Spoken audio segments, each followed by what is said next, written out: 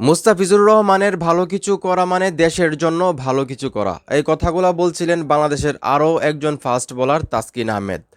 আপনারা সবাই জানেন মুস্তাফিজুর রহমানের পাশাপাশি কিন্তু তাসকিন আহমেদও এবার আইপিএলে নাম দিয়েছিলেন, যেখানে নিলামে এখন পর্যন্ত উনি অবিকৃত বা আনসোল্ড রয়ে গেছেন, এখনও কোনো দল ওনাকে ডাকে নাই। তো সেই জায়গা থেকে কিন্তু বাংলাদেশের কাটার মাস্টার মুস্তাফিজুর রহমানকে বলিউড বাদশাহ শাহরুখ খানের কলকাতা নাইট রাইডার্সে 9.20 কোটি রুপিতে তাদের দলে বেরিয়েছে, যেটা একটা রেকর্ড বাংলাদেশের জন্য, মুস্তাফিজুর রহমানের জন্য, এবং এটা কিন্তু ক্রিকেট দুনিয়ায় মোটামুটি একটা হইচই ফেলে দিছে।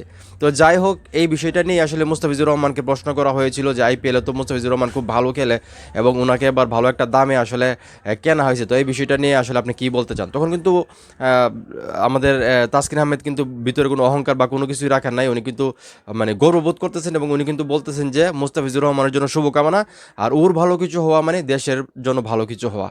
তো এটা কিন্তু আমিও মানি, মুস্তাফিজুর রহমান দেশকে রিপ্রেজেন্ট করতেছে, বাংলাদেশকে বিশ্ব দরবারে। আর আইপিএলে যদি ভালো বোলিং করে, আইপিএলে তো ওনার ট্র্যাক রেকর্ড সবসময় ভালো এবং ওনাকে নিয়ে কারাগারি থাকে, এটা আমরা সবাই জানি।